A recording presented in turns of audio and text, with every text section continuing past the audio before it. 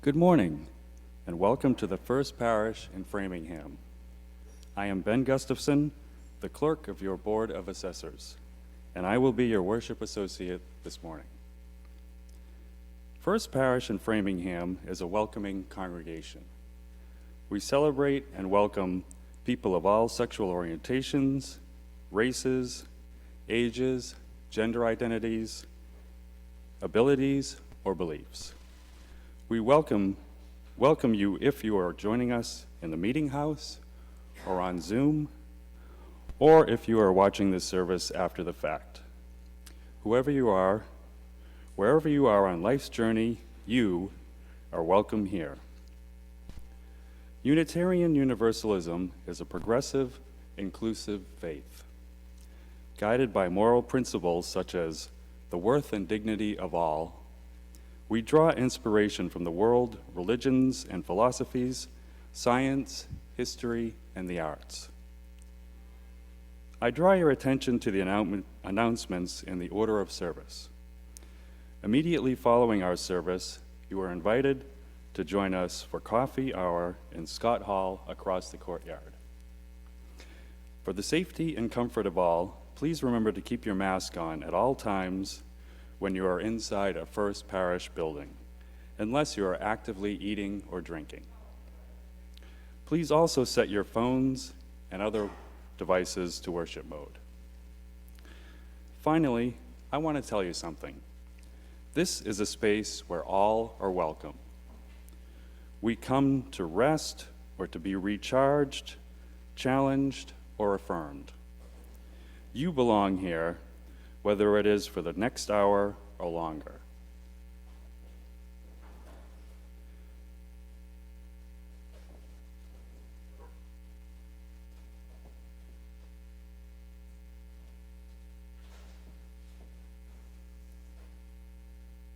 It is a tradition to kindle a flaming chalice at the beginning of our time together. I light the chalice with these words by Reverend Joanna Lubkin. Reverend Lubkin is the interim minister of the Theodore Parker Church in West Roxbury. She began her journey to the Unitarian Universalist ministry in rabbinical school.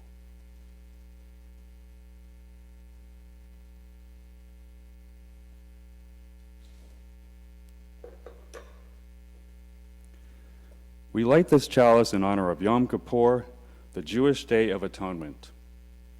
May its flame call us to search our souls, sifting through the past year to see where we may have missed the mark. May its light guide us toward the courageous and open-hearted apology, toward repair of relationships in our lives. May its heat warm our hearts to offer forgiveness to those who have wronged us, allowing us to release the chains of grudge and blame that have bound us to them. And may its strength help us take the actions that are within our power to make this next year more just, more loving, and more peaceful for our communities and for all of humanity. And let us say, Amen. And please rise in body or in spirit and join us in singing hymn number 188, Come, Come, Wherever You Are.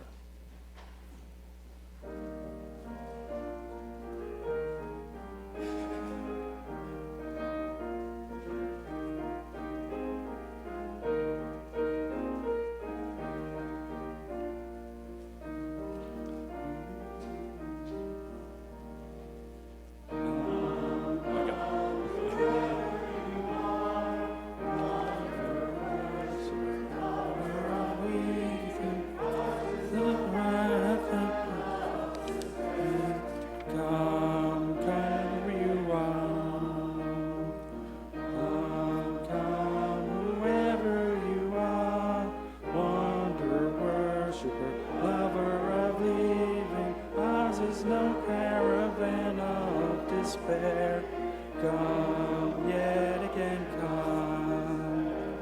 Come, come, whoever you are. Come and worship, lover of evening. Ours is no caravan of despair. Come yet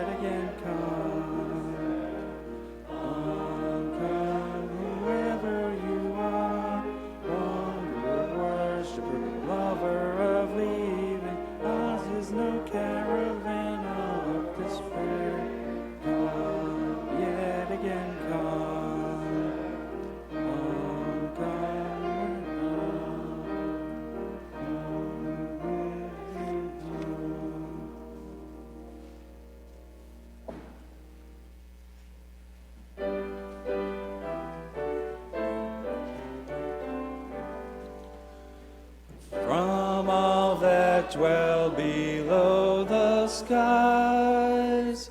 Let songs of hope and faith arise. Let peace, goodwill on earth be sung, through every land, by every tongue. Love is the doctrine of this church. The quest of truth is a sacrament, and service is his prayer. To dwell together in peace, to seek all knowledge and freedom, to serve all life with compassion, to the end that all souls shall grow into harmony with the divine. This is our great covenant, one with another and with our God.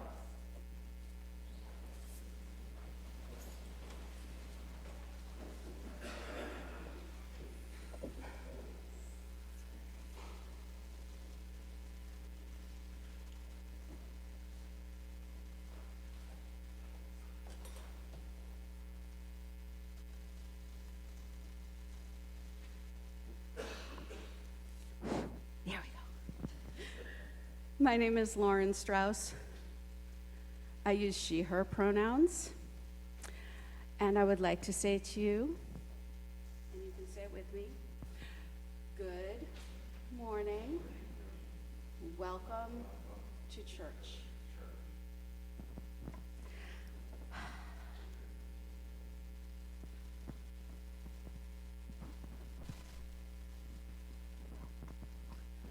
Once upon a time, a girl named Alice grew up, a Connecticut Yankee in the Congregationalist Church.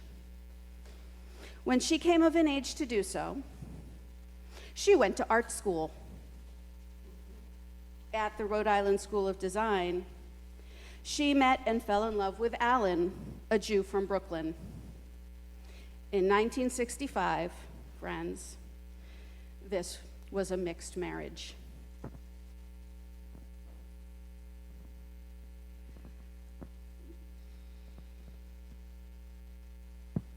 I just skipped like 3 pages. It's handwritten. It's not as scary as that sounds.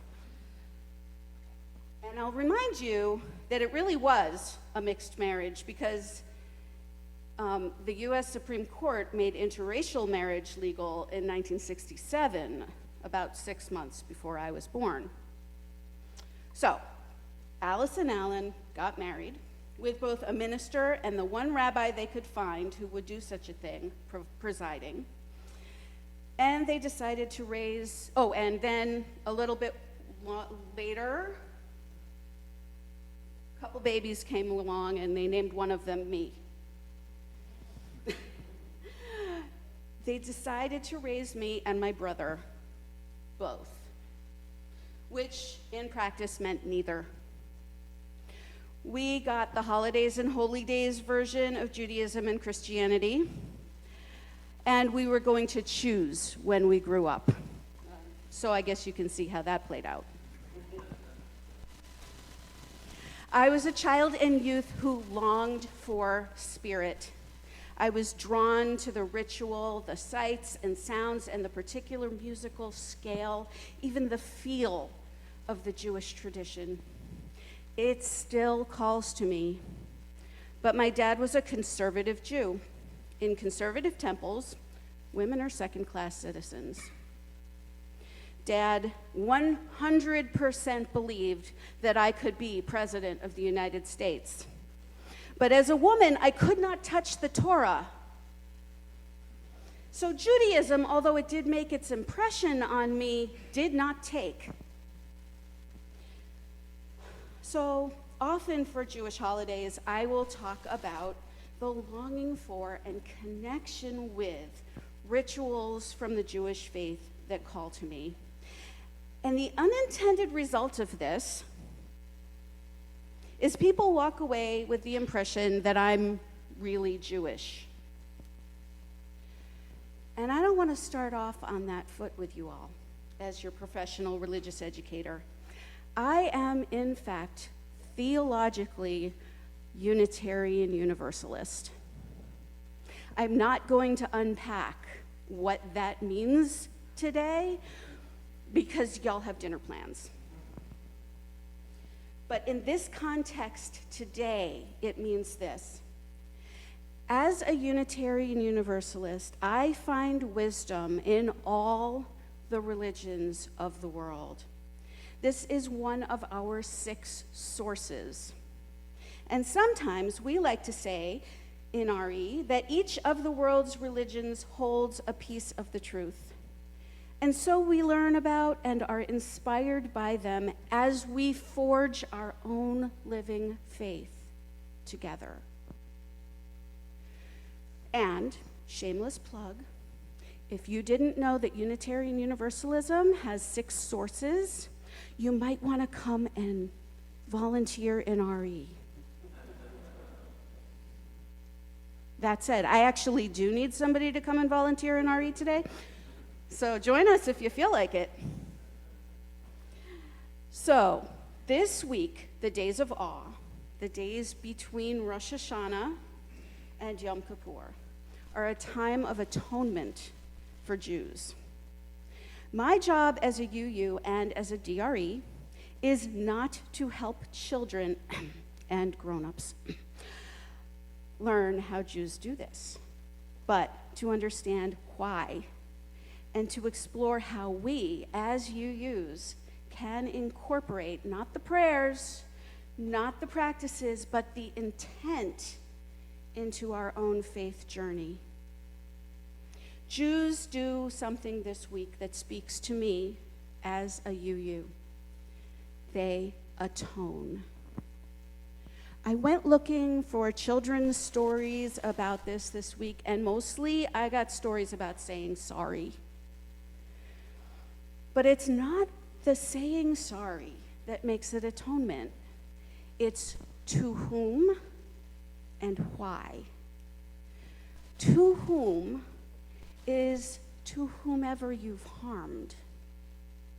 Not to God, not to some abstract, not just saying sorry to the stars. No. You go to your friend or your neighbor and you apologize with no expectation of forgiveness. But the why is the magic part. You apologize and repair for the good of the community. You accept an apology and you forgive to make the community stronger. So you don't have to sit next to Moish in shul every Friday with resentment between you. It's that holding of community over individual harm that speaks to me as a UU. It's something I can do now as we enter into the harvest season, but it's also something I can do all year long as I seek to be a better me and a better UU. Thank you.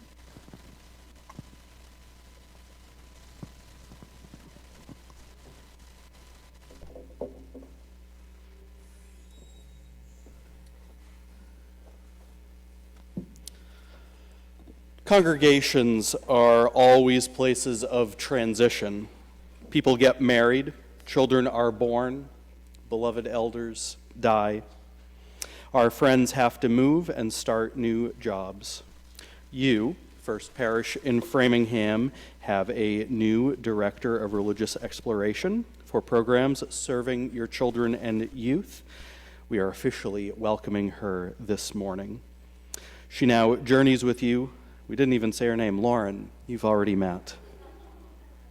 She now journeys with you as a Director of Religious Exploration. We also, this morning, recognize and officially welcome Dean Arvidsson as our music director. We welcome him to his directorship, though he has been the acting music coordinator for the last 2 years, bell choir director for many years before that, and a church kid way long before that as well. We have a few different speaking roles for a few different people.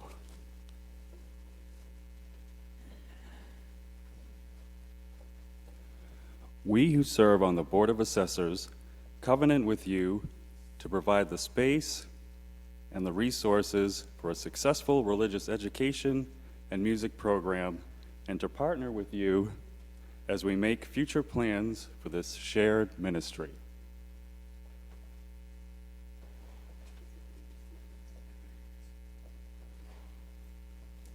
And we rehearse this as well a lot. So it's all improvisation. I gotta find the right script. I have it right here. Oh, thank you very much. I bring to you, the people of this congregation, my best self. I bring my open mind and loving heart and my playful spirit. I bring my skills and knowledge as an educator, and I covenant with you to offer our children, youth, and adults the gifts of our living tradition, to work collaboratively with the minister, staff, and lay leadership, and to support this congregation in its ministries.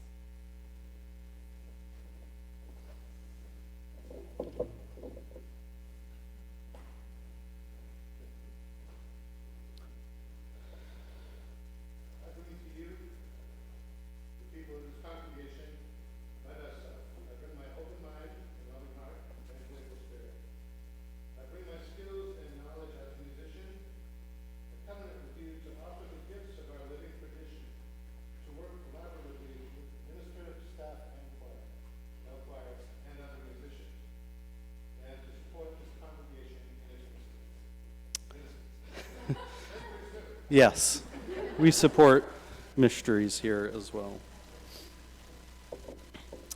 Dean and Lauren, I will work alongside you, sharing the weight of professional leadership with you and Sarah and Elizabeth in this faith community.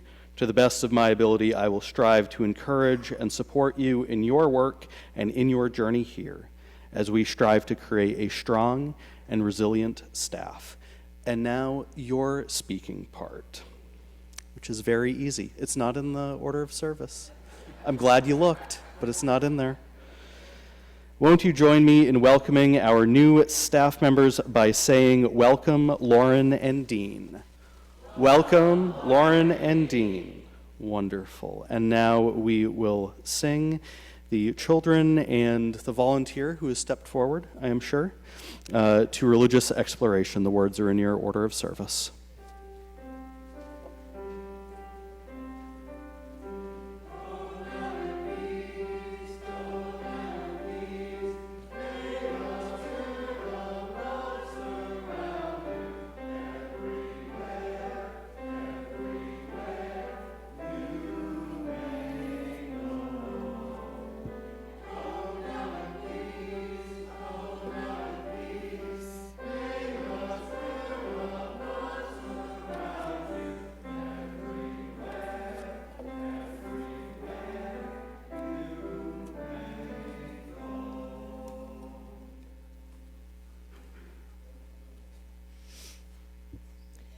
Now is the time in our service we set aside to share among this community the joys, sorrows, and milestones we feel most deeply in our hearts. All are welcome, as a reminder, to submit your joys and sorrows to be spoken aloud each week. You can do that online via our email link or in the book which we keep at the main entrance of the sanctuary. First, Ben shares a joy. We found our beloved cat Luna after she was out of the house for 13 days.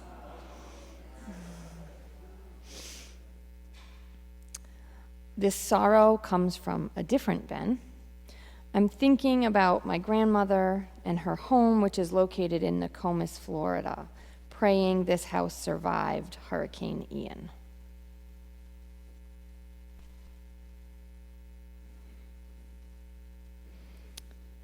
Valerie shares a concern. I'm very sad and concerned about the displaced people affected by the hurricane in Florida. Perhaps we can do something to help. Reverend Aaron shares a joy, deep gratitude for all who made last Sunday's celebration of shared ministry a joyous and beautiful one.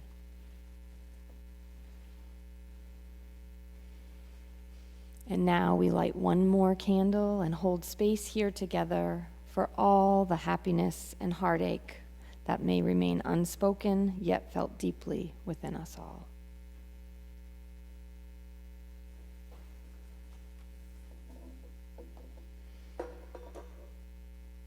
Let us now settle into some time for prayerful contemplation. Spirit of life, Spirit of love, divine spark who dwells deep within us all. We sense your essence this morning as we reflect on the rhythms of our lives. We feel the pace of life once again shifting. May autumn bring some calm and clarity with its cooler air. Because of course, we bring our anxieties to this space as well, and there are many. Hurricane devastation, escalating armed conflicts abroad, threats to our own democratic processes, and economic turmoil across the globe and within our own households. Their compounding impacts can sometimes make us want to just curl up and retreat from the world. Help us resist that urge to hide our fragile selves from one another. Remind us that we can be each other's comfort or strength or simply listening ears. When grayness and dread may dampen our spirits, fill us today with memories of autumns past. Vibrant colors and scents that signal warmth, abundance, gratitude, grace. A hearty meal around a full table. The laughter of a dear friend gone too soon. The dance of bonfire flames as the sun sets. The gift of reconciliation after a difficult argument. Remind us always of the immense beauty that coexists alongside even the ugliest of days. Welcome us to envision the special something we each can add to this community as we also enjoy the nourishment it provides for ourselves. Above all, sustain us through an enduring hope for the future. Please hold us in love as we hold each other. I say these words and do all things for love's sake. Amen. We'll continue now with quiet contemplation for just 1 minute. Whether you use this time for prayer, meditation, or just a little silence, may you feel the love of this community from wherever you are.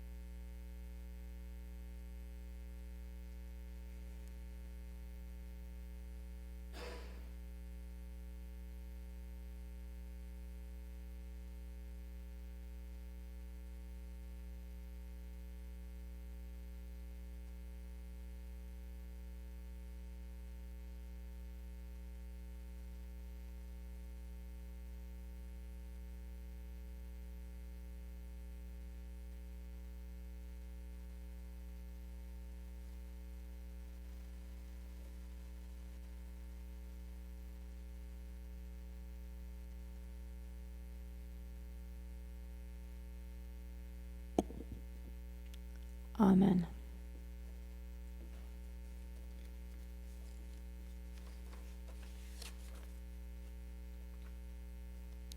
Eve, would you like to come up now to share our offering words?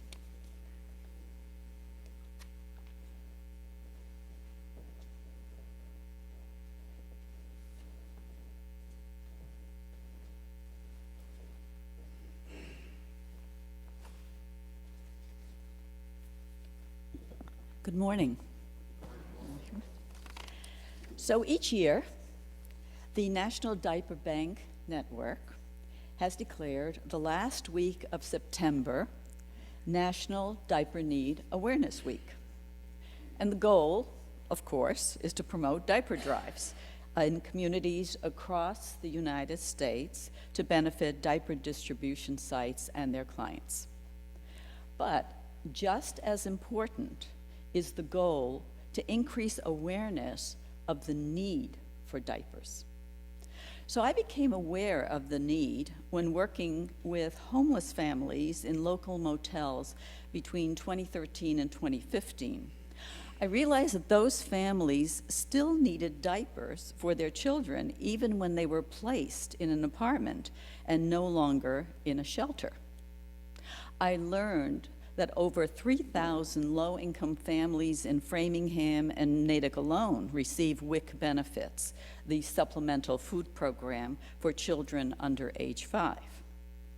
So in June 2015, under the sponsorship of First Parish, the Diaper Project was founded with its partnering distribution site, A Place to Turn, the Natick food pantry that serves Metro West clients. In 2016, the first full calendar year of operation, A Place to Turn distributed 75,705 diapers to 900 families. Now in 2021, 5 years later, it distributed 121,900 diapers to 1,775 families. Now that is impressive. However, it is distressing that nearly 1 in 3 families struggle to afford diapers for their babies. Policy experts say that low-income families spend twice as much on diapers every year compared to some wealthier families. Why? Well, many low-income families don't have internet access or credit cards to order diapers in bulk online. They often don't have transportation to buy in bulk at the big box store. And of course, the cost of diapers keeps going up, as anyone who buys diapers knows. So Anna is a typical low-income parent with 2 children in Massachusetts. Like 14% of children ages 3 and under here in Massachusetts, her children live in a family earning less than 100% of the federal poverty level. Anna receives $486 a month from TEMF, the Federal Temporary Assistance Program for Needy Families, and the only government assistance program for diapers. But she also needs to spend that money for rent, utilities, clothing, transportation, and other basic needs. Not much is left over for diapers, which can cost up to $80 a month, or 16% of her TAMF benefits. She can't afford a healthy number of diapers for her babies, that's the bottom line. And babies without clean diapers are exposed to more potential health risks, are less likely accepted to daycares, and leave parents unable to work as a result. For over 1,000 families each month, the Diaper Project provides much-needed supplementary assistance. And First Parish really should be proud of the leadership role it has taken to make this happen. So today, we once again are participating in our annual diaper drive. And by the way, it's an annual diaper drive, but you are certainly welcome to donate diapers all year long. So you can participate in 5 ways. 1, you can bring diapers to church. Many of you have today. Sizes 4 to 6 are in high need. Just leave them in the hall outside the church office. Some of you today brought them in, and they're sitting right outside in the vestibule. You can also order diapers online, but don't send them to church. Send them to my address, okay? And I'll deliver them directly, and you can find my home address in the church directory.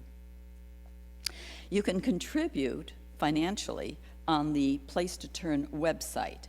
And in the comments section, just state First Parish for the Diaper Project, and it'll be restricted funds for the Diaper Project. And today, you can write a check made out to First Parish with the Diaper Project in the memo line, or you can contribute cash to our collection. Did I miss anything?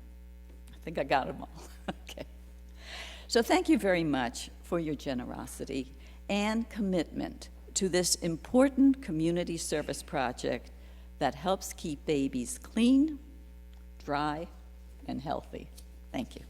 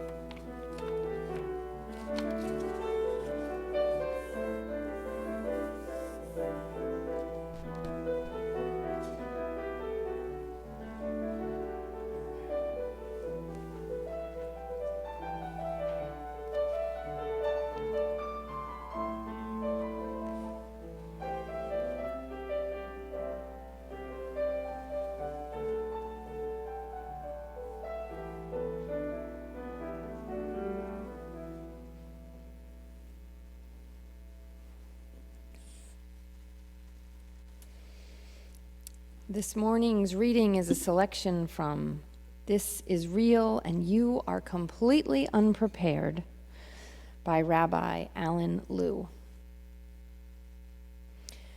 Every moment we take in a breath and the world comes into being, and then we let out a breath and the world falls away. Every moment we experience what we take to be death, loss, and failure. When we become aware that this is happening, we feel dislocated, uprooted, filled with sorrow and anxiety. We feel estranged from our own lives, and we realize how much these constructs have been keeping us from the reality of our lives.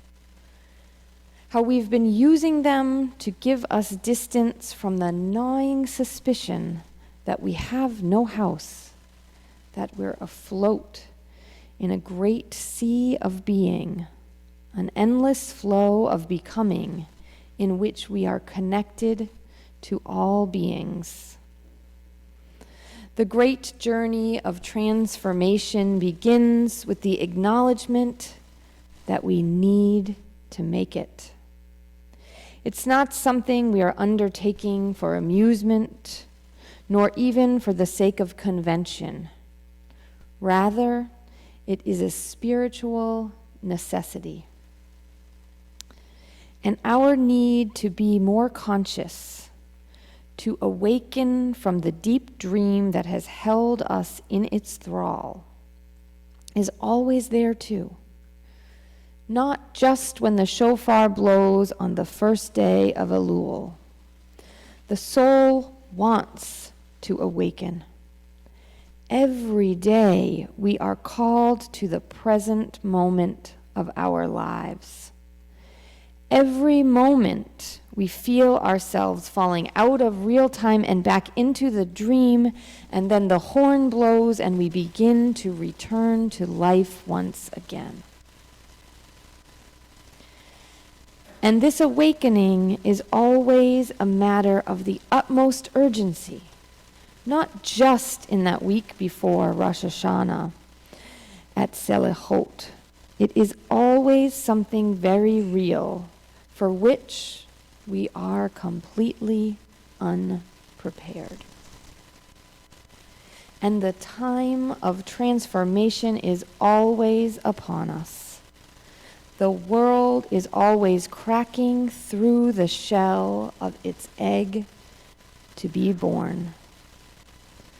The gate between heaven and earth is always creaking open.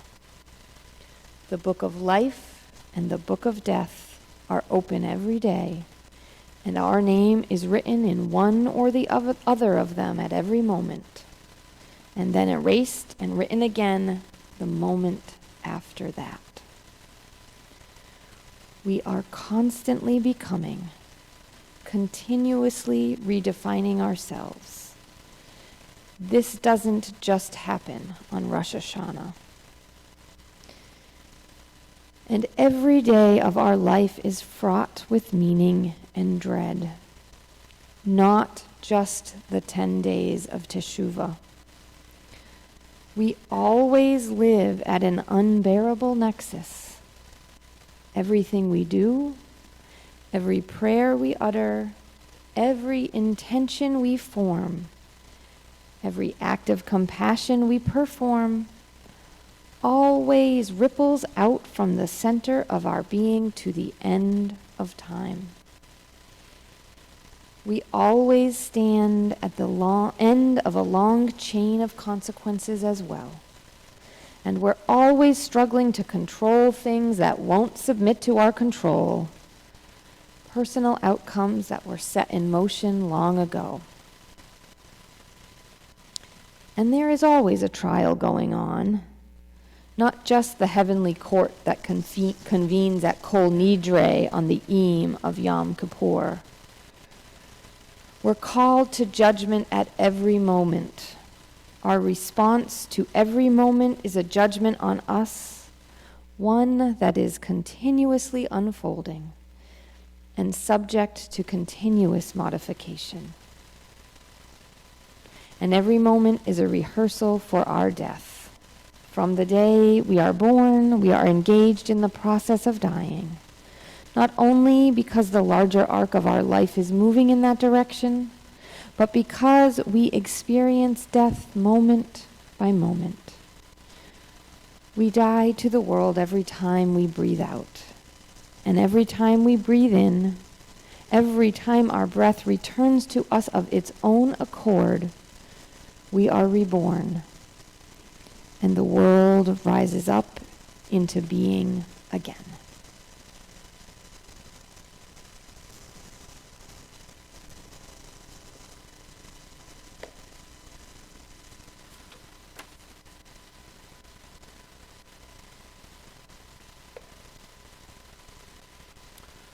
Those who practice the Jewish faith today find themselves in between Rosh Hashanah and Yom Kippur. These 10 days in between are known as the days of awe. Rosh Hashanah, according to Rabbi Arthur Green, is literally the head of the year. It is also the day of judgment, the day of remembrance. Though not formally named as such, it is also the day of rebirth, the time of renewal. It is the first highlight of the fall festival season. It is a time, as Rabbi Green says, for self-examination and a commitment to growth and change of habits. The essential statement of faith is that we are capable of change, he writes. God calls upon us, symbolically through this season, but actually at all times, to be the best human beings, morally and spiritually, that we can be. This demands of us a constant openness to change and growth. And Yom Kippur, which those of the Jewish faith observe on Wednesday, is a day of intense prayer and soul-searching, encouraged by the atmosphere of the fast. The Sabbath of Sabbaths, it is a day of forgiving of sins. However, the purification that is at the heart of Yom Kippur is about forgiveness for sins against God. Rabbi Green finishes by saying, sins against our fellow person require that person's forgiveness. Since Jews do not want to go through Yom Kippur with the burden of sins still upon them, it is customary before or on Yom Kippur for us to ask forgiveness of one another. And these days in between, are a time of turning, teshuvah. Indeed, as I was driving to church this morning, listening to WERS, as I have done for many years, 88.9, in the mornings, right when I'm driving to church, is their program Haigaga. And they were singing a version of that classic Birds tune to everything. There's a season, turn, turn, turn. And I'm sure that was an intentional choice today. You've heard from Rabbi Lou already. He says this about the days of awe, that they are days of renewal. Days when we are not only concerned with change and transformation, but also with reinvigorating, refreshing, and reimagining our lives. Days when we are obliged to ask ourselves a number of difficult and unpleasant questions. What is true for me this day is that there is not enough time in a Sunday service to do these holy days justice. Indeed, the entire cycle that the Jewish faith goes through lasts from mid-August to early October. When I knew that I'd be preaching this sermon on this subject, I started looking for resources, as one does, and I'm friends on Facebook with several rabbis. And one rabbi shared that he was reading this book with this provocative title, "This is Real, and You Are Completely Unprepared." And well, when a rabbi mentions a book that they are reading on a topic that you'll be preaching on, you go and you purchase that. It is not a book that is meant, as I read it, to be devoured like fast food. It is meant to be that jar of new spice that you use throughout a season, seeing how it enhances your life. It enhances the flavors of your life. It is meant to be savored and used. Really, if you want to get a sense of this book, I encourage you to purchase one at your local independent book dealer and return to it over the years of your life. In the interest of being honest, I did not have the chance to finish this book. I just sprinkled the spice on some very basic dishes and hope to go back to learn more over the course of the next year. One does not use up the entire jar of spice when one has bought it for the first time. So, I read a few chapters, but those words awakened in me quite a bit. As we said, these 10 days, they are known as the days of awe, teshuvah, or turning. These are not days of instant transformation, but rather working towards the transformation and perhaps restoration. Our society loves the quick fix. Take this and it will solve all of your problems. Purchase this and you will be transformed. Perhaps that's why we live in a disposable culture rather than one that focuses on repair and mending. In the chapter on the days of awe, Rabbi Lou says that this is not a linear process, but not something that takes a clear nor even discernible path. Rather, it happens in fits and in starts. Sometimes it may not even seem to be happening at all, but the gates are in fact open. And if our intention is aligned with this spiritual reality, then transformation also opens a real possibility, even if it does not manifest itself right away. I think if I were to take a poll and I asked who here thinks that transformation ends, probably nobody would raise their hand. But if I said who here thinks that it is an ongoing process, I'm sure there'd be a great many more hands. Rabbi Lou explains this during a particularly trying time in his daughter's life. At one point, his daughter decides that the best way to solve everything is to simply drop out of high school. So Rabbi Lou and his wife allow this to happen, but they say you need to go through some sort of programming.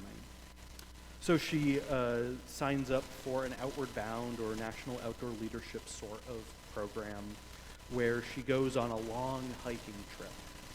And as part of it, at some point they go on a solo expedition where the guides are no longer with them. And they are told, you must get to this certain place in 4 days. And as part of it, Rabbi Lou's daughter ends up getting lost for those 4 days, clinging to life, wet and injured and perhaps without food in the Sierra Nevada mountains. Yikes.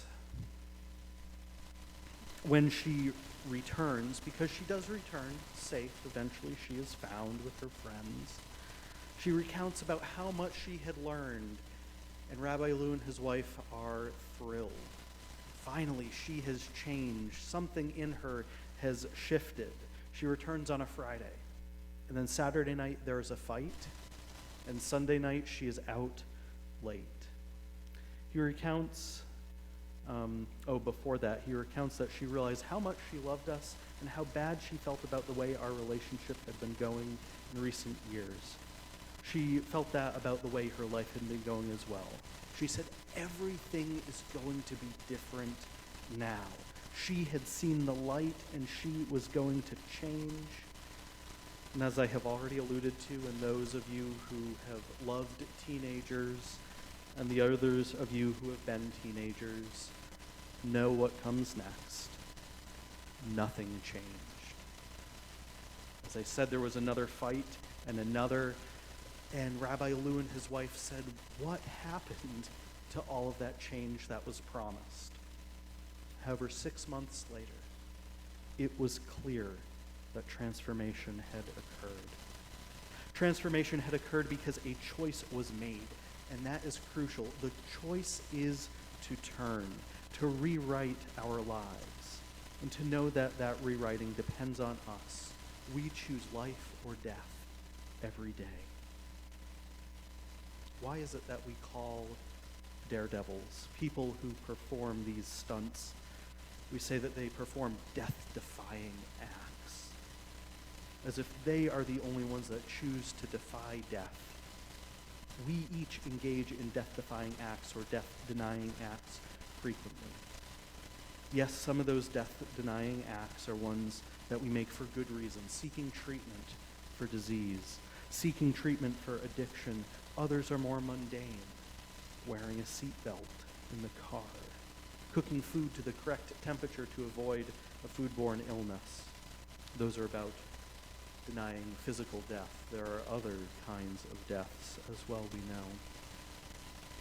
These moments where we deny death, they are also moments of what is called memento mori, the reminder that you will die, but they are also moments of memento vivere. Remember that you will live. What if we said that those daredevils on the flying trapeze were instead performing life-affirming acts? Probably wouldn't fit on the circus posters as easily. But we as humans, according to most scientists and great thinkers, are the only creatures that are aware of our impending death. This means that our lives are oriented to defy death. My barber, Joe, last time he cut my hair, remarked how when it comes to his own health, he tries to do everything exactly opposite from what his father is doing. He might not want to live forever, that's a really long time, but he at least wants to prolong death and suffering for as long as possible. Rabbi Lou meditates on what this death-defying human nature means. It means that we are terrified of this emptiness. Seeing it as utter negation, we defend against it with all our might, against the encroachment of nothingness. We fill our lives with stuff. Against the ultimate negation, we strive for success. Against the hard information that we came from nothing and end there as well. Against the resulting suspicion that we might in fact be nothing all the while. We struggle mightily to construct an identity, but we're never quite persuaded by it. On the darker days, I wish I had that animalistic innocence. The yes, I know that I am going to live, so I am going to do everything possible to enjoy this day, that I will rejoice and be glad in it. As a poet once said, to focus on only the death, only the ugliness in our world is an insult to the beauty of the world. But we go along through our lives living that old Hasidic tale of the man who carried around 2 slips of paper in his pocket. From the right hand pocket, the slip of paper said, "The world was made for me." And on the other side, the pocket said, "I am but dust." These days seem like a way to balance it out. For balance is the key, but achieving that balance between those two realities is difficult. Indeed, it is the work of many, many days of practice, of living off kilter and realizing what it would mean to be different. Remember Ben after a service this summer talking about how you learn how to keep bicycle wheels true, how to keep them straight.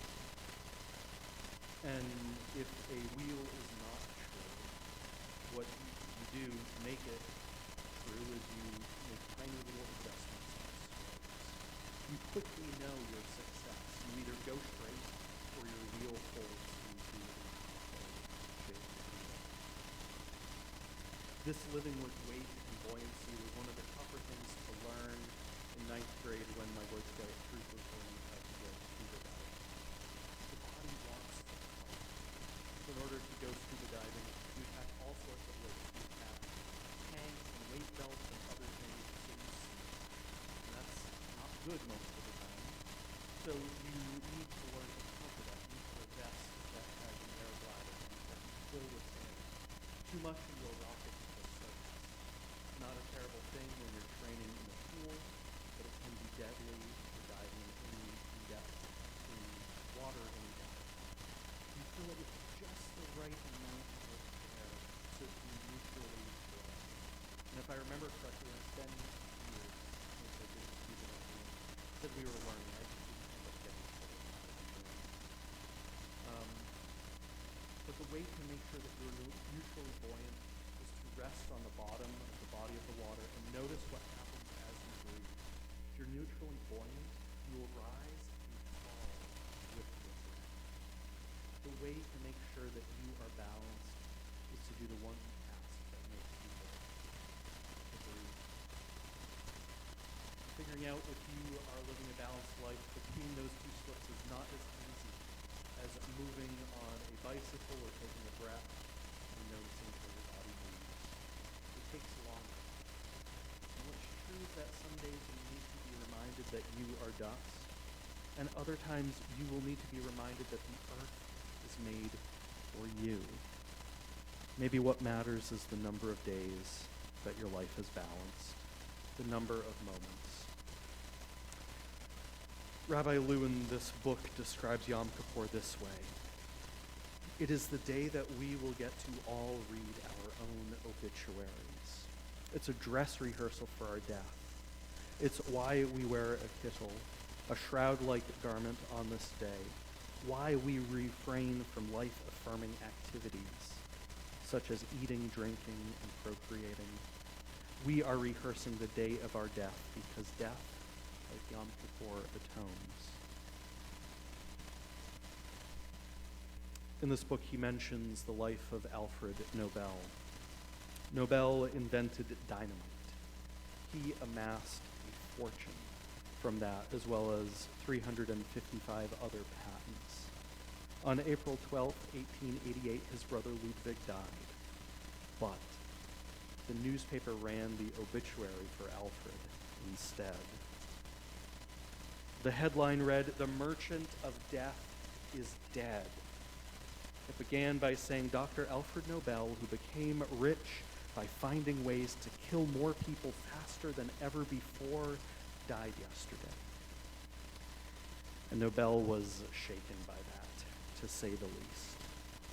He decided that day to devote the rest of his life and fortune to rewarding people who bettered the world and who brought peace to it. He is why the Nobel Awards are called the Nobel Awards. Thankfully, none of us here have invented ways to devastate humanity and the world in the way that Nobel did. From what I know about you here, the first lines of most of your obituaries will not include language like that. Thank goodness. However, this is a time to think about your lasting legacy. Our Universalist heritage says that no sin would designate someone to a different eternity, which means that our lasting legacy will have to be a bit more nuanced than heaven or hell, than the merchant of death or the creator of lasting peace. Lou finishes up by saying every moment is a rehearsal for our death. From the day we are born, we are engaged in the process of dying, not because the longer arc of our life is moving in that direction, but because we experience death moment by moment. So, my friends, gathered here on this Sunday, why do we of the Unitarian Universalist faith mark these days with a sermon? Well, for starters, if you are a Unitarian Universalist, you do not have to give up the Jewish faith that you might have been raised in. We draw from many sources, and it is okay to still practice any one of those other faith traditions. We draw wisdom from the Jewish religion. And what do we draw from it? A seriousness about living our days, that the days have a specificity, a specialness, a power to heal. May we each live our lives as if any old day could change our lives. Indeed, that's the only way that transformation truly happens. May it be so, and amen. We will close our time together with a song 146 in the gray hymnal, Soon the Day Will Arrive. Please rise and body or spirit both work just fine.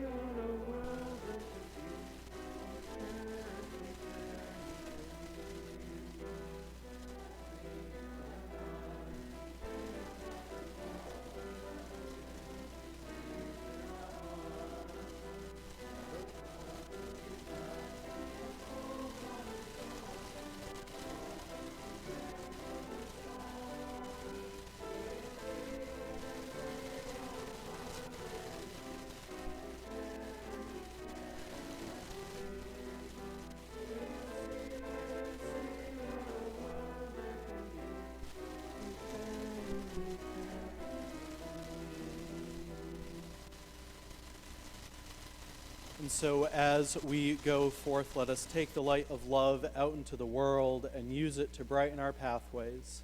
And when we need to rest or recharge, be challenged or affirmed, may we return once again to this beloved community. May we hold the light always, and the light hold us always.